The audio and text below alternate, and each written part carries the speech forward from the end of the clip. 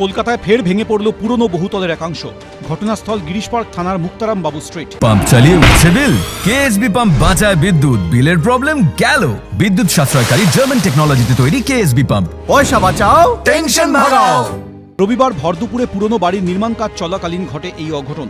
বাড়িতে আটকে পড়েন এক নির্মাণ কর্মী, নাম কায়েম মোল্লা, বাড়ি উত্তর 24 পরগনার মিনাখায়। পরে জখম অবস্থায় তাকে উদ্ধার করে ভর্তি করা হয় কলকাতা মেডিকেল কলেজে। কলকাতা পুরসভার 25 নম্বর ওয়ার্ডের মুক্তারামবাবু স্ট্রিটে আচমকাই ভেঙে পড়ল বাড়ির একাংশ। অন্যান্য দিন এখানে প্রচুর মানুষের ভিড় থাকে, যেহেতু আজ ছুটির দিন সে কারণে মানুষের সংখ্যা খুব কম ছিল। সেই কারণেই কিন্তু বড়সড় দুর্ঘটনা এড়ানো সম্ভবপর হয়েছে। বেশ কিছুদিন ধরে মুক্তারামবাবু স্ট্রিটের ওই পুরনো বাড়ি ভেঙে নির্মাণ কাজ চলছিল। কাজ চলাকালীনই রবিবার দুপুর 3:30 নাগাদ হুড়মুড়িয়ে ভেঙে পড়ে বাড়ির একাংশ। আটকে পড়া নির্মাণ কর্মীকে উদ্ধার করতে যায় গিরিশ পার্ক থানার পুলিশ সহ বিপর্যয় মোকাবিলা বাহিনী। ইন্টারনাল কনস্ট্রাকশন তৈরি হচ্ছে, ওপর G+5 দেখতে পাচ্ছি। আমাদেরকে কল করার পর আমরা এসে দেখি ইট বাড়িতে সব ভেঙে পড়েছে বাড়িটা, আর একজন ইনজুর্ড হয়েছে। নিয়ম মেনে কি পুরনো বাড়ি ভেঙে নতুন নির্মাণ চলছিল? বড় দুর্ঘটনা ঘটলে তার দায় কে নিত, উঠছে প্রশ্ন।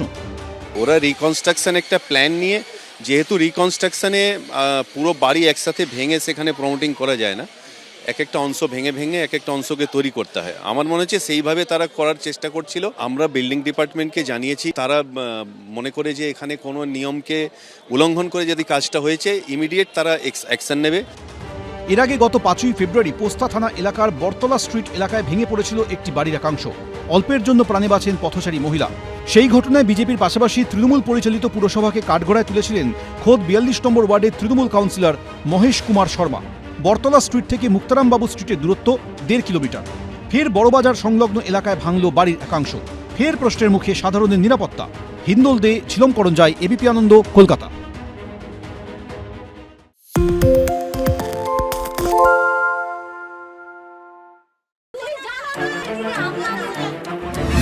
বাংলা চেঁচামেচি চায় না, বাংলা খবর চায়। বাংলা খবর, বাংলার খবর। আরে চাটা দে। এই আমার একটা চা দেন। কি হলো আমারটা? বাংলা পক্ষপাত চায় না, বাংলা খবর চায়। বাংলা খবর, বাংলার খবর। সত্য অন্তহীন, সত্যের খোঁজও তাই, সত্য সন্ধানে তাই আমরা অক্লান্ত, অকুতভয়। এবিপি আনন্দ নতুন ভাবনার প্রতীক, যা মনে মুক্ত, তথ্যে যুক্ত এবং যাবতীয় সীমানার বাঁধন থেকে মুক্ত। সীমা না শব্দটির মধ্যে লুকিয়ে আছে মানা শব্দটি, যেন চোখ রাঙানি এক অদৃশ্য বেড়াজাল, যা আটকে রাখে আমাদের এক ছোট্ট গণ্ডির মধ্যে। একমাত্র সঠিক খবরই গড়ে তুলবে এক মুক্ত সমাজ। সেই জগৎ গড়ার লক্ষ্যে কোনো সীমানার ঠুকুটি আমরা মানব না। এবিপি আনন্দ এগিয়ে থাকে, এগিয়ে রাখে।